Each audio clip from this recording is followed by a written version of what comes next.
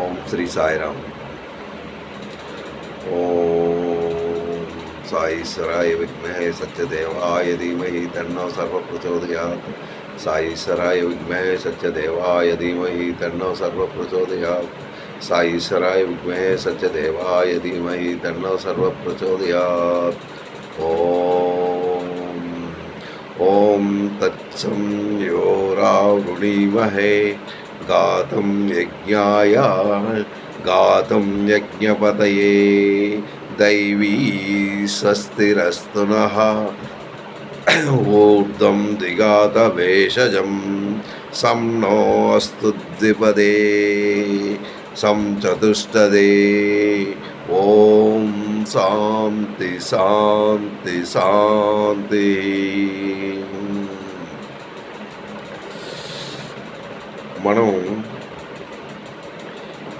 మనం చెప్పుకుంటున్నామంటే ఇది ఒక యజ్ఞం. అది మనం దాని ఫలితాన్ని ఆశించలేదు. ఆ భగవద్ ధ్యానంలో ఉంటూ భగవంతుని నామస్మరణ చేస్తూ ఆ భగవంతుని విషయాన్ని మనం తెలుసుకుంటున్నాం. ఇది మహాయజ్ఞం. ఈ యజ్ఞం జయప్రదం గావించాలని ఆ భగవంతుని మనసారా ప్రార్థిస్తున్నాం. అందుగురించే ఓం తత్సం యో రావృణీమహే గాతం యజ్ఞాయ గాతం యజ్ఞపతయే దైవీ స్వస్తిరస్తు నః స్వస్తిర్మానుషేభ్యః ఊర్ధ్వం జిగాత భేషజం సం నో అస్తు ద్విపదే సం చతుష్టదే. మనం ఏదైతే ఈ యజ్ఞాన్ని మనం ప్రారంభించి దీన్ని ఈరోజు అంటే రోజు మనం ప్రారంభిస్తున్నాం. ఈ యజ్ఞం జయప్రదం అవ్వాలని ఆ భగవంతుని మనం ప్రార్థిస్తూ ఉన్నాం అన్నమాట. ఇది దీని తాలూకా మీనింగ్. అయితే ఇప్పుడు మనం చేస్తున్నది ఏంటి? కర్మయోగం. ఈ కర్మ అంటే జ్ఞానయోగం. ఈ జ్ఞానయోగంలో మనం ఇప్పుడు 25వ శ్లోకం, నిన్న 24 అయింది, ఈరోజు 24వ శ్లోకం.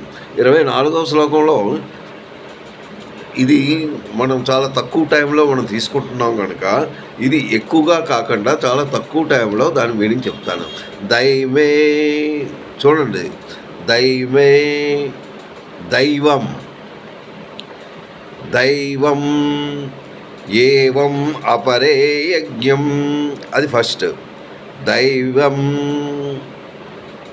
ఏవం అపరే యజ్ఞం యోగినా పర్యుపాసతే. ఆ మీదవరడు అన్నమాట. దైవం ఏవాపరే యజ్ఞం యోగినా పర్యుపాసతే బ్రహ్మాగ్నో అపరే యజ్ఞం యజ్ఞేన ఏవ ఉపజుహతి. ఇది 25వ శ్లోకం. భగవంతుడు ఏం చెప్తున్నాడు అన్నది మనం జాగ్రత్తగా ఉన్నాం. దైవం అపరే యజ్ఞం యోగినః అన్నాడు. అంటే అపరే అంటే ఇవి 2 రకాలుగా విభజించారు. యజ్ఞం, యోగం. యజ్ఞం యోగినః పర్యుపాసతే. పర్యుపాసతే అంటే ఇది చక్కగా మనం అనుష్ఠించుతున్నాం, మనం చక్కగా చెప్పుకుంటున్నాం, దాన్ని మనం ఉపయోగిస్తున్నాం. ఏంటి? దైవం ఏవ అపరే. అపరే అంటే దీన్ని కొందరు యోగులు దైవం యజ్ఞం, దైవ పూజ రూపాన్న యజ్ఞం చేస్తున్నారు. కొందరు దైవ రూపంతో యజ్ఞం చేస్తున్నారు. జాగ్రత్తగా వినాలి. యోగిన పర్యుపాసతే. పర్యుపాసతే అంటే చక్కగా ఆ యజ్ఞాన్ని అనుష్ఠిస్తున్నారు, చక్కగా చేసుకుంటున్నారు యజ్ఞం. ఆ తర్వాత బ్రహ్మాగ్నం. చూడండి, బ్రహ్మాగ్నం పరబ్రహ్మ పరమాత్మ రూపం. అగ్ని అంటే ఏంటి? అది ఒక భగవంతుడి రూపం అన్నమాట. ఆ అగ్ని హోమంతో కొందరు చేస్తున్నారు. ఇది పూజలతో కూడుకున్నది, అది హోమంతో కూడుకున్నది. అయితే ఈ హోమం అగ్నితో చేస్తున్నారు. పరబ్రహ్మ పరమాత్మ ఆ అన్ని బ్రహ్మమని లాస్ట్ శ్లోకంలో మనం చెప్పాం. ఆ బ్రహ్మమని అగ్నితో వాళ్ళు హోమం చేస్తున్నారు. యజ్ఞం ద్వారా అంటే ఆత్మరూప యజ్ఞమును ఆచరిస్తున్నారు.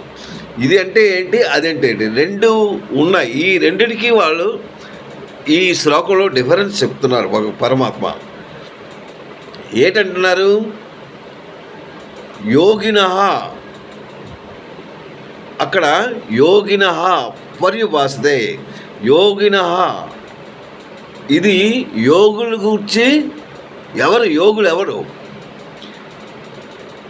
ఆ యోగుల గురించి చెప్తున్నాడు. యోగులు అని ఎవరిని అంటారు? అందరినీ అనిగలరా యోగి అని? దానికి కొంత ఎంటైటిల్డ్ ఉండాలి.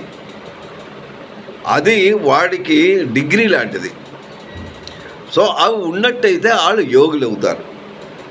ఏంటి వాళ్ళకి యోగి అనడానికి ఏంటి కారణం? మనం వాళ్ళని ఎందుకు యోగి అని అంటున్నాం?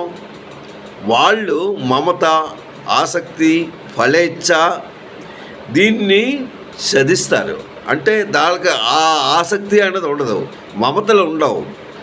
ఆ తర్వాత ఏ పని చేసినా మనకు ఫలేచ్ఛ కావాలి, అంటే దానివల్ల ఉపయోగం, అవి వాళ్ళకు ఉండవు. ఇవి లేకుండా ఉన్నవాళ్ళు శాస్త్రవిహితంగా యజ్ఞం చేసినట్టయితే, అంటే శాస్త్రాల్లో ఏ విధంగా చెప్పారో ఆ విధంగా వాళ్ళు యజ్ఞం చేసినట్టయితే వాళ్ళని యోగి అంటారు. వాళ్ళు ఒకవైపు అంటే వాళ్ళ శాస్త్రవిహిత కర్మల ద్వారా ఆచరిస్తూ ఈ యోగం, మమతాశక్తి, ఆ తర్వాత ఫలేచ్ఛ, ఆసక్తి, దాని మీద ఆసక్తి అన్నది వాళ్ళు త్యజించి ఈ పూజ చేస్తారు. బ్రహ్మకర్మలు వీరికి వాళ్ళకి వీళ్ళకి ఏంటి భేదం ఉంది?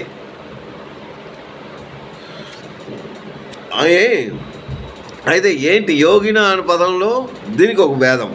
దైవం వాళ్ళు ఇంకొకరు ఏం చేస్తారు?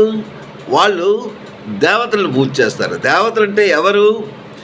బ్రహ్మ, శివుడు, గణపతి, సూర్యుడు, వీళ్ళందరూ అన్నమాట. వీళ్ళని పూజ చేస్తారు. చంద్రుడు, ఇంద్రుడు, వరుణుడు, వీళ్ళందరూ దేవతలు, భగవంతుడు నియమించిన దేవతలు.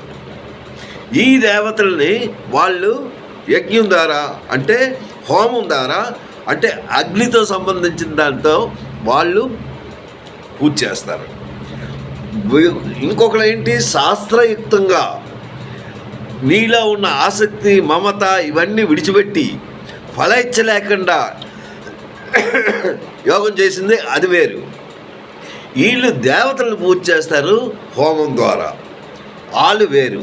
అంటే వీళ్ళు దేవతలకు తృప్తి గురించి, వాళ్ళకి తృప్తిపరచడానికి హోమం చేస్తారు.